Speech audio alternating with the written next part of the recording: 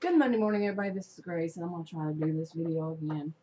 What is on my mind today is the lasting effects that some would just simply call it bullying, but it's verbal, emotional abuse, can have on a person. And I'm going to use myself as an example. Because when I was young, when probably like 5 years old or 4 years old, I remember kindergarten, I was the big girl. Okay, I was tall. I was taller than most. I can remember being taller and wider, not really fat, but wider than other girls. And as I aged, I was also taller than the other girls. And then I became obese because I weighed more when I was 12, 13 years old than I do now. And I was actually taller because, when you age, you lose a few inches, of height. But anyway, the lasting effects, and it brought me to this memory of when I was 35. Okay, now imagine 35 years of my life. Back then, they didn't have big girls. One maybe two.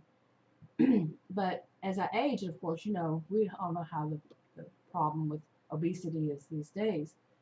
But I was always the big girl wherever I went. And at around age 35, something different happened to me. Now, before then, I was diagnosed with, they called it Syndrome X. It was diabetes, cholesterol problem, and um, hypertension. They called it Syndrome X, but it was basically those three. And I controlled the diabetes. I controlled everything through diet and exercise. That's the way the doctors had it back then. Until I was 35. Now, when I was 35, the doctor put me on medication for type 2 diabetes, insulin resistance, and it was the wrong one. And oh my goodness, it was awful. But after that, she put me on one that was right for me to control it. And at that time, I moved to California, to San Jose. Um, Adam had come back to Texas, and we were separated for 2.5 years before then. And then we went to California where he had been living, and I was there for 7 months. I'll be right back. So 35, the doctor put me on this medication for insulin resistance. I went to California, and came in. We drove back to California, which is wow, and to live. And I told him I wanted him to watch me, to monitor me, because I was on this medication and another one, and one for hypertension, and because I was afraid, because of what the first one did was make me want to eat everything in sight. So the second medication for insulin resistance did the opposite, and I lost a lot of weight. And I actually remember a time when I was there, because I was losing so much weight. He said that he was afraid I was going to turn into a royal bitch snob. That's his term for it. He said because I had the potential to do it, and I was like, no, that is just not me, and it isn't me. But anyway, I lost a lot of weight, and then I wound up coming back to Texas. But having lost a lot of weight, things started changing, for me. And when I moved back to Texas, I started noticing it, because I'm Texan, and I really understand Texan people. And I was 35, and things started changing, like such as men. I was noticing how men seemed so much more attracted to me, and they would do things, open the doors for me, not just shove themselves through and let the door slam on me, as they did when I was obese.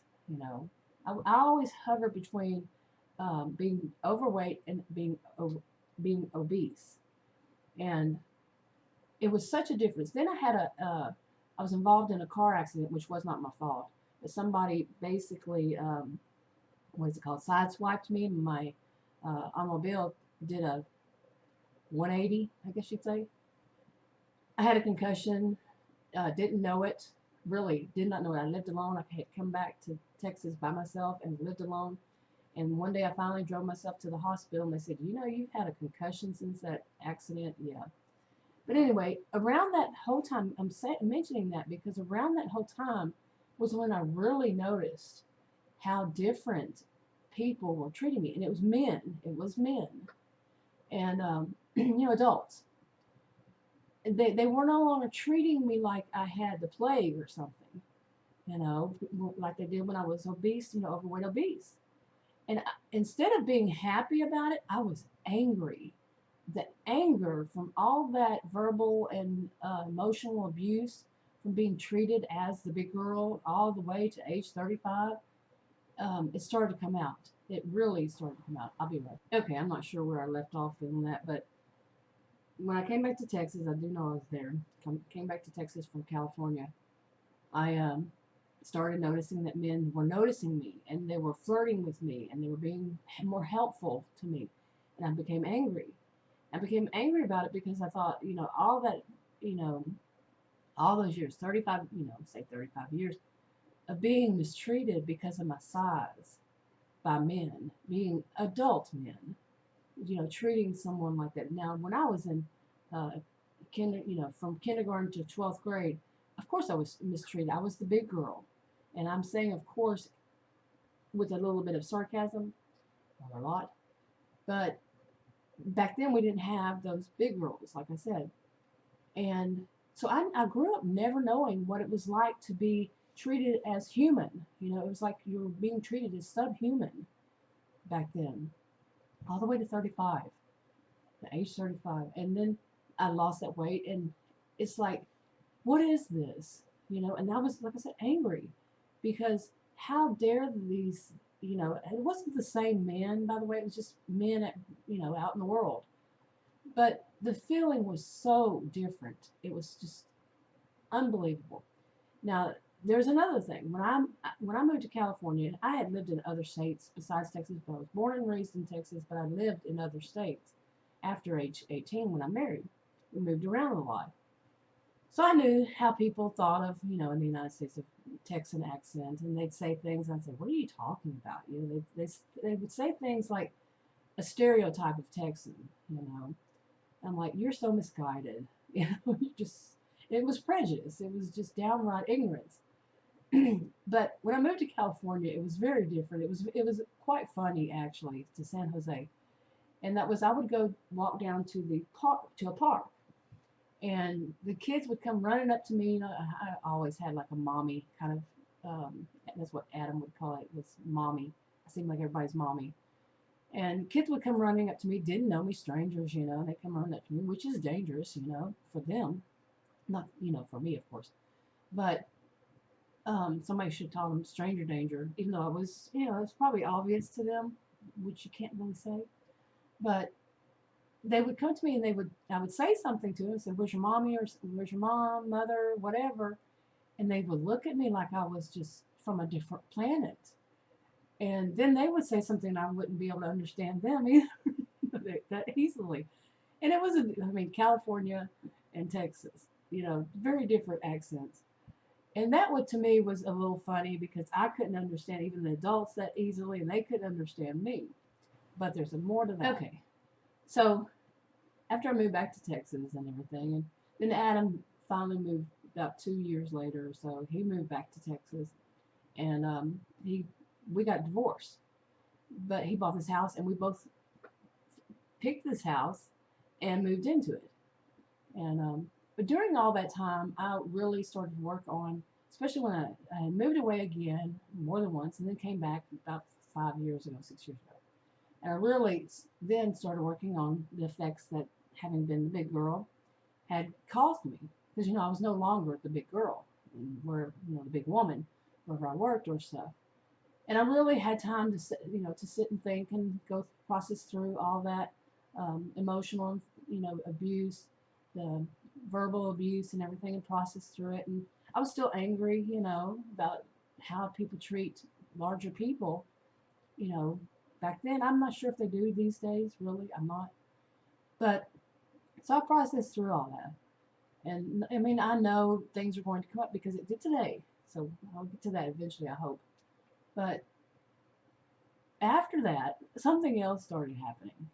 Okay, I was in my 40s, by this time. The last time I moved back, say it was 5 years ago, I guess, 5.5, I don't know. But then in 2011, 2012, I mentioned I had taken a class and started working in that field. And here I am, a Texan, okay, this is important, a Texan in Texas, working in Texas. And guess what happened? Oh, yes, I go to these places, and these were big places. And people, where I live in Dallas, I live in a suburb of Dallas, but you would hardly, I've said this for many years, because most of my adulthood I've lived in the Dallas area or somewhere around Dallas. And I've said that it's mainly transplants from other countries and other states. The people from other countries I never would have problems with, but the people from other states, yes. And it was like as if they came to Texas, to that part of Texas, because for prejudice reasons, really, when it comes down to it, as if they thought we were all a bunch of country bumpkins or something, um, that they could get stuff over on us, and or they wanted to be, I've laughed, I've made a joke one time before that they think of us as rootin' tootin' gun shooting people, and they wanted to be like that, and they just come in with a stereotype of Texan. I'll be back. Okay. So yeah, I've seen that too much. I've seen it way too much. I first moved to Dallas when I was 19. So yeah, and I'm 53. So I've seen a lot of it. And another part of it was that I would say if you came to Dallas, I would probably be the only true Texan you'd run across. And I'm rather serious about that. I'm actually, my master's degree is in sociology. And what I see, what is Dallas makes up a lot of course, there are more Texans than just me, but is the people that come here with an attitude. Okay, one attitude or another, or, variety. But here's where it's going. Okay, I worked in these places, and these places, there were corporations, but the corporations weren't usually based in Texas, and because of where I lived, where it was, Dallas area,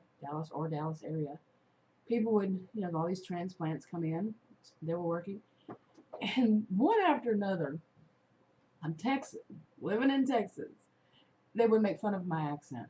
They would say, I have an accent. Everybody, every human on this planet has an accent. I don't care if you want to say, oh, this is where the right one is this state, that who's saying that people from that state. Everybody has an accent. Texans have a variety of accents. And I've had to translate, then from other states too, from other countries too. But to be an adult, okay, to be an adult in Texas and picking on somebody seriously because they have a Texan accent and around people, these were elderly people. I mean, the people that were doing it were more around my age. But to do that around elderly people, okay, we're talking, I worked in senior living communities. To make fun of Texan accent around a bunch of Texan elderly people, we're talking like all the way up to 105 years old, was ridiculous. It was so childish. So my view, is my view. Too many of these people who are narcissistic, they just, we all talk about this, don't we? They never grow up. And they don't care who they abuse. They don't care who is around. Some of them really do. Some of them that they're more of, I'm going to do it behind the back, everybody's back, and I'm going to look like an angel. But there are some who don't care. Some who do not care who pays for it around them, So I started seeing that, and I'm like, really now? When do people ever mature? And we can't say that all of them are narcissistic as it is. I'll be okay. For most of us that are more mature, we see it for what it is. I was raised, you don't say words like, use idiot or ignorant even. But it does say a lot more about them than it does about anybody else. It says a lot more about them. And believe me, hearing people, like I said earlier, I never had problems with people from other countries. They did not make fun of my accent. They might not be able to totally understand, and I might not be able to totally understand them. But if you listen enough, you pay attention, get past your prejudices if you have any, you'll be able to understand. It'll open up to you. Your ears will be able to hear it. You know, if you only speak English and they speak English, you can start to understand them. But the problem with some people do not want to. Okay, and they have that attitude that everybody should speak perfect English as if they do. They don't. But anyway, it was just like another set, another you know, it went from the size to um, you know, then that anger stage, and then people making fun of my accent. I mean, how childish can you get? Is to make some fun of somebody's accent. You're an adult, and they are adults. It doesn't matter if it's a child or adult or whatever, but to pick fun at them, you know, what does it say more about you? Anyway, I've been wanting to make this video. I've actually said things in this because I do know that people who watch my videos, some people have a little bit of trouble with my accent. And what does it say about them? So anyway, the reason it's on my mind, I should get to that, is I woke up this morning and if you're a lucid dreamer, you understand this. You wake up and you're having a dream and it kind of, you mix it, you change it a little bit. But I didn't do this on purpose, but it was somebody I grew up with. All of a sudden, this guy that I went to high school with, which I've never seen since high school, was in my dream and asking me if I was being too hard on these other men. Okay, and so that brought up all these things about why I went through that anger stage against men. And I was dating back then, so that was something else. I actually dated one man from that time I moved back for like 4.5 years. I met him like 6 months later, maybe 4.5 years. That's another story. But yeah, it reminded me of when I went through that anger stage because of the differences between the way I was treated before I lost the weight and after. Anyway, that's enough for this one. I'll talk to y'all later. Have a good week. Bye.